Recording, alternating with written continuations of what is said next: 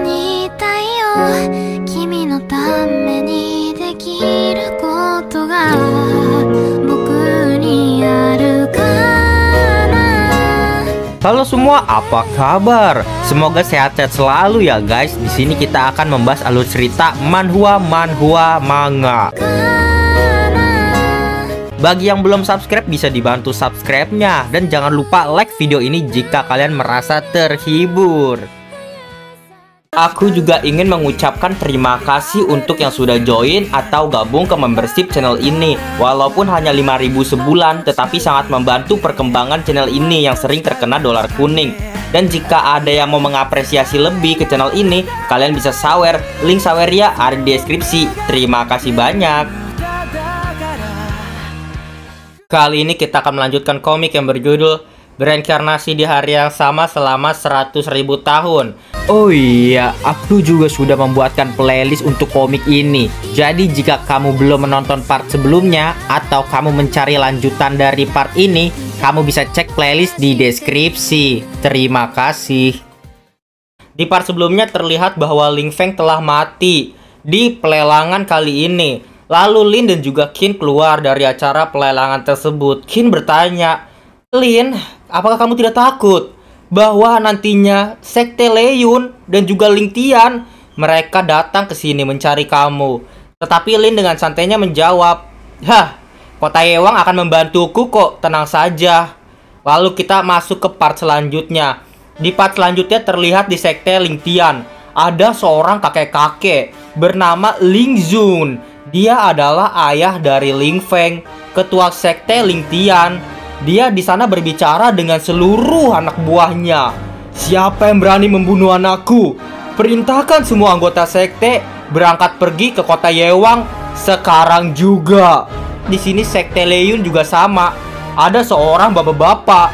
Di sana ia berkata, "Semua anggota dengar perintah. Sekarang ikut aku pergi ke kota Yewang demi membalas dendam kematian anakku bernama Li Long." Dia adalah ayah dari Lei Zong, ketua Sekte Leyun. Tidak main-main, kedua sekte itu langsung datang menyerbu Lin. Lalu kita diperlihatkan Lin di sini yang sudah pulang dari acara lelang. Di kamarnya memandangi telur. Hah, telur ini ternyata adalah siluman pemusnah dunia. "Sebelum kamu terbentuk, ayo kenal tuan dulu." Lalu Lin membacakan mantra untuk supaya telur itu tahu bahwa tuannya adalah Lin Yue. Lalu Lin Yue di sini membaca mantra membuat telur itu seperti meledak. Lalu ia berkata, "Lumayan, tidak menyangka ini adalah telur 9 warna yang ajaib." Itu ternyata telur 9 warna. Lalu di sini Lin Yue menyimpan telur tersebut ke dalam cincin penyimpanan inventorinya.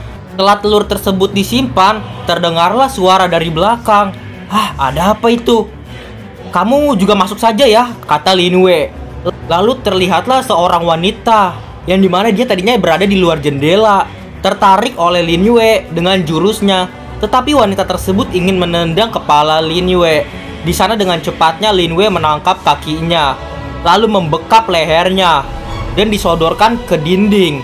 Di sana wanita tersebut tidak bisa mengapa-ngapain lagi. Dia hanya terdiam, tidak bisa berbuat apa-apa lagi. Lalu Lin berkata, "Nona Ye malam-malam datang mencari seorang pria ya? Apakah tidak takut orang lain salah paham?" "Hah, ternyata itu Nona Ye Wang atau Nona Ye Mingwei." "Kamu kenapa bisa tahu bahwa ini aku?" "Nona Ye ini ingin secara inisiatif datang menemuiku, begitu?" "Cepat lepaskan aku. Aku ingin segera pergi. Cepat." "Ya sudah, aku lepaskan." "Baik." Tetapi Lin mencabut maskernya dan sudah terlihat jelas itu adalah Ye Mingwei, nona dari kota Yewang. Dia pun terjatuh. "Katakan, kenapa kamu ada di sini?" "Aku di sini hanya ingin memastikan saja bahwa kamu tidak kenapa-napa dan kamu bisa mengatasi hal ini." "Aku yang tangani. Kota Yewang pasti akan mencari cara penyelesaiannya," jawab Lin. Lalu terkejutlah Ye Mingwei. "Karena Nona Ye malam ini datang mencariku, Jadi jika tidak ingin menimbulkan masalah, lebih baik kamu pergi saja cepat dari sini. Ye Mingwei menjelaskan bahwa dirinya akan membantu Lin Yue di sini dalam menghadapi dua sekte besar. Lin Yue di sini sangat heran juga. Ling Feng sudah mati, tapi Nona Ye tidak simpati pada Ling Feng, tetapi malah bersimpati padaku. Aku pembunuh Ling Feng. Nona Ye, apa maksudnya ini semua? Aku juga tidak suka kepada Ling Feng. Jadi kamu suka dengan siapa kalau kamu tidak suka dengan Ling Feng? Jika tidak mengatakannya, aku akan mengusirmu ke depannya, tidak ada kesempatan lagi loh. Cepatlah jawab. Dengan malu-malunya, Ye Mingwei menjawab, Kamu mendekati Luoi membuat aku cemburu. Hatiku sangat sakit. Sebenarnya aku menyukai kamu, Lin Yue. kalau begitu malam ini temani aku ya di sini sambil mengendong Ye Mingwei. Ye Mingwei berkata, Bukankah ini terlalu cepat, Lin Yue? Ye Mingwei dibanting ke kasur seketika. Lalu Lin mendekati wajahnya. Aku tidak tahu bagaimana rasanya perasaan ini. Mahkota yang sudah kujaga selama 20 tahun akan hilang. Aku gugup sekali. Aku takut dan gugup. Apakah akan dimulai? Lin malah tidur di sana, malah tidur di sebelahnya. Dia malah tidur. Kenapa? Lalu di sini terlihat Ye Mingwei dan Lin. Mereka di sana berdua, tetapi Lin sudah tidur duluan. Ye Mingwei berpikir, kamu ini sebenarnya ngapain? Berbaring di sampingku, tapi kamu malah sama sekali tidak tergoda. Aneh sekali. Lalu terlihat pagi hari pun menjelang. Di pagi hari menjelang, Lin sudah bangun dari tidurnya. Yang pertama kali dia lihat adalah Ye Mingwei di sampingnya. Tuan Lin sudah bangun ya? Memang pantas ya kamu disebut wanita tercantik kota Yewang, jawab Lin. Cantik sekali kamu. Kamu orang tercantik ketiga di Boundary Planet tahu. Kamu tahu gak? Ye Mingwei mukanya memerah dan berkata, Kamu menertawaiku lagi ya? Tapi kamu sudah memikirkan cara untuk menghadapi dua sekte ini belum? Tidak menduga dia sungguh tidak ada niatan jahat pada aku semalaman ya. Lin menyodorkan kertas kepadanya. Tenang saja, aku ada cara, tapi aku memerlukan bantuanmu kok untuk menghadapi sekte itu. Bantu aku ya menyiapkan bahan ini, lalu bawa tetua Heizing datang ke sini nanti. Iya baik, aku akan menyiapkannya, kata Ye Mingwei. Lalu Ye Mingwei keluar dari kamar Lin. Di sana ketika Ye Mingwei keluar dari kamar Lin, bertemulah dengan Nona Yizue atau Luoi. Di sana bertanyalah Luoi, Nona Ye, kenapa Nona Ye berjalan keluar dari kamar Tuan Lin? Tapi Ye Mingwei tidak menjawabnya. Langsung Luoi masuk ke dalam kamar Lin. Tuan, aku sudah mendapatkan informasi. Sekte Ling Tian dan Sekte Leiyun sudah dalam perjalanan kemari. Lin menjawab, bagus. Jika sudah datang, jangan harap bisa kembali lagi nantinya ya. Luoi, kamu tetap di penginapan ya. Lindungi San Er. Lindungi dia baik-baik ya. Dia bukan anak biasa. Ya, baik Tuan. Lalu datanglah Ye Mingwei membawa Ketua Heizing. Di sana Tetua Heizing berkata, tidak tahu, Tuan Lin mencari aku ada urusan apa memangnya? Aku ingin memperlihatkan sesuatu kepada Tetua Heizing. Mingwei, keluarkan semua bahan yang kamu bawa yang tadi aku suruh. Lalu di sana bahan-bahan itu sudah dikumpulkan di atas meja. Lalu seketika Lin memakai tangannya berkata, mulai, dan merubah semua bahan-bahan itu. Heizing berkata, Nona, cepat mundur. Tuan Lin, jangan. Bahan kelas tinggi ini, master pencipta juga susah payah menanganinya. Tidak ada pengalaman puluhan tahun. Akan sangat bahaya, Tuan Lin. Tetapi Lin bisa meleburnya. Ketua Heizing, tenang saja ya. Tidak mungkin, kata Heizing. Bagaimana bisa? Potongan besi suci 7 warna. Baja selatan tahan api. Kayu pencakar langit. Bahan kelas atas ini seluruhnya melebur. Ini peleburan yang luar biasa loh. Lalu Lin berkata, ini sebagai dasar pemurnian saja kok. lalu membentuknya menjadi sebuah bola dan membentuk lagi menjadi sebuah lempengan. Di sana lempengannya tertulis membuat wujud sendiri. Langit, bumi tidak berwujud. Lalu Lin hanya berkata dalam hatinya, hanya tinggal satu langkah lagi. Satu langkah yang paling terakhir. Heizing berkata kepada Ye Mingwei, Nona, teknik penciptaan Tuan Lin ini di kota Yewang kagak ada yang seperti dia. Satu orang pun tidak ada yang bisa menandinginya. Lalu terlihat Lin di sini sudah membuat armor dari itu semua. Perisai suci untuk puppet akhirnya tercipta. Kalau begitu menamakan kamu perisai suci maha kuat.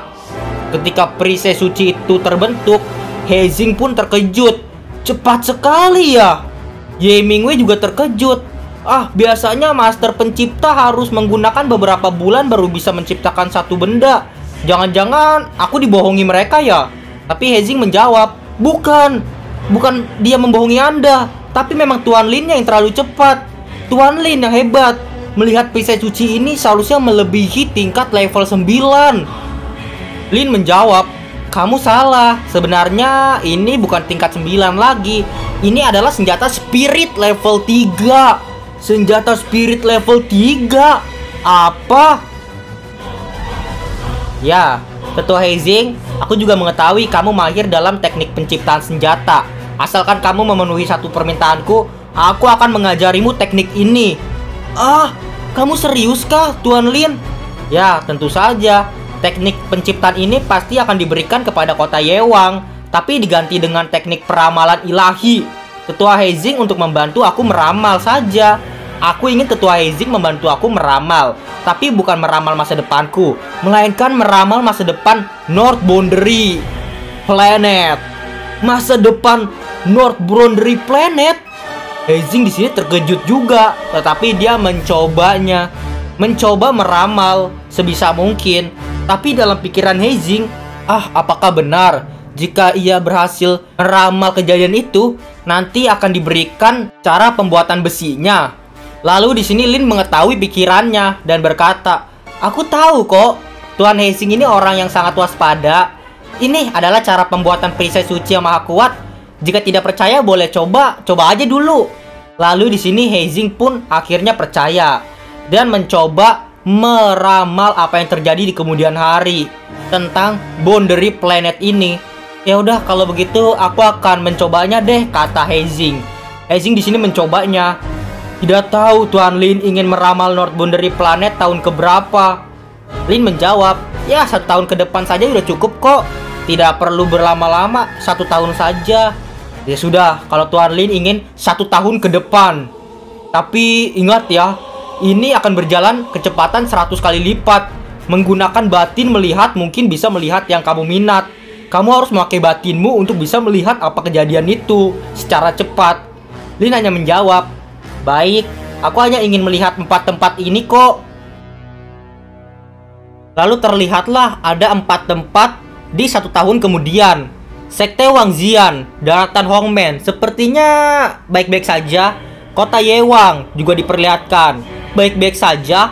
Sekte Biluo Sangking, sepertinya kita di sini diperlihatkan baik-baik semuanya. Lalu yang paling terakhir adalah Master Zumi.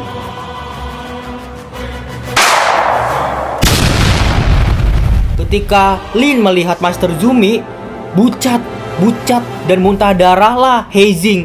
Heizing muntah darah dan ramalannya langsung pecah. Ketika itu juga Heizing pingsan, digotonglah oleh Lin. Ye Mingwei berkata, "Tetua, kamu kenapa?" Lin hanya menjawab, "Aku melihat hal yang tidak seharusnya aku lihat tadi. Mengalami pengerusakan tenaga dalam yang sangat banyak. Memakai sangat banyak tenaga dalam.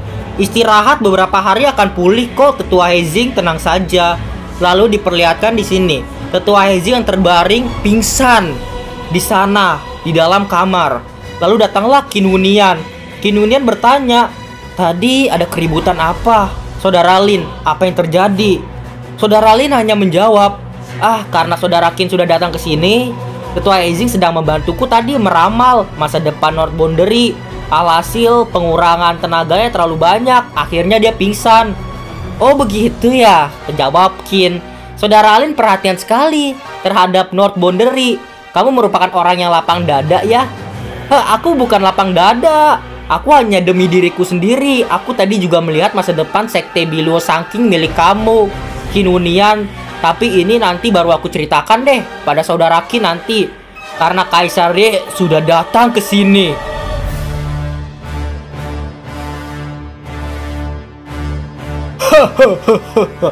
Datanglah seseorang. Kali ini bisa langsung berjumpa dengan dua remaja berbakat. Itu adalah Kepala Yewang, Jun Wusang, Kaisar Ye, ayah dari Ye Mingwei, pemilik kota ini, raja kota ini. Aku, Jun Wusang, tidak sia-sia datang ke sini ya. Lalu Lin dan juga Qin memberi penghormatan. Berjumpa dengan Kaisar Ye, memberi penghormatan. Silakan duduk, kata Kaisar itu. Lalu di sini ia berkata, "Saudara Lin, apakah kamu mengetahui dirimu sudah menimbulkan masalah besar?" Ini masalah kecil saja. Yang masalah besar adalah ketika Kaisar Ye tidak berhasil menerobos tahap. Itu baru masalah besar. Jika aku mengatakan aku bisa membantu Kaisar Ye menerobos hingga tahap Transcendency tingkat 9, apakah Kaisar Ye percaya? Kaget ternyata Kaisar Ye di sana. "Kamu kenapa mengetahui aku tidak menerobos tahap?"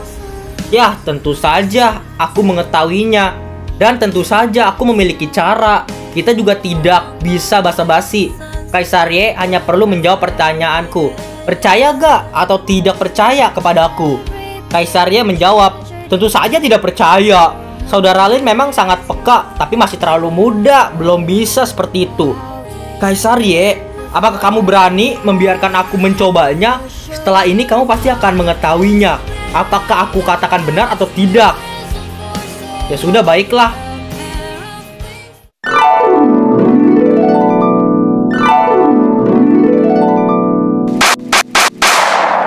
Ini, ya, itu adalah 3 Reiki kehilangan keseimbangan. Itu adalah kegagalan setelah jurus penggabungan Reiki yang kamu latih mencapai tahap tertinggi. Jika tidak menangani ini, selamanya tidak akan bisa menerobos. Kagetlah Kaisar Ye. Apakah saudara Lin ada cara penyelesaiannya memang? Bolehkah aku memberitahu padaku? Aku berpikir Sekte Leyun dan Sekte Lingtian akan segera datang ke sini. Kita tidak mempunyai waktu lagi. Tentu saja aku punya cara. Jangan terburu-buru. Lelong tahap Transcendency dari Sekte Leyun akan ke sini. Dia tingkat 6. Dan Ling Zun dari Sekte Lingtian akan juga ke sini. Dia adalah tingkat tahap Transcendency level 7. Mereka dapat membunuhku dengan mudah. Aku belum nyampe ke tahap itu, kata Lin. Jadi aku ingin meminjam gurun api terik, boleh tidak? Lalu Kaisarnya berteriak, "Kamu juga mengetahui gurun api terik, bagaimana mungkin?" Ya, jika aku tidak salah menebak, Sekte Leyun dan Sekte Lingtian, tujuan utama mereka juga itu ya, gurun api terik. Mereka dari awal memang akan datang ke kota Yewang, sekarang ataupun kapan nanti, untuk gurun api terik. Lalu di sini Ling menjelaskan, "Aku membantu Kaisar Ye menerobos tahap deh. Kaisar Ye memberikan aku masuk ke gurun api terik. Bagaimana, sepakat tidak?" Kalau begitu nanti bagaimana dengan Ling Zun dan Lelong? Mereka dari Sekte Leyun dan juga Lingtian juga menginginkan gurun api terik. Ya tentu saja kita akan masuk bersama ke gurun api terik kok. Apa kamu cari mati ya? Ya sudahlah, kita berangkat. Setelah mereka berangkat di sana terlihat ada Lin, Kinunian, ayahnya Ye Mingwei dan juga Ye Mingwei. Ayahnya Ye Mingwei kita panggil aja Kaisar Ye di sini kawan-kawannya. Lalu setelah itu Lin dengan sangat cepatnya membuka gerbang.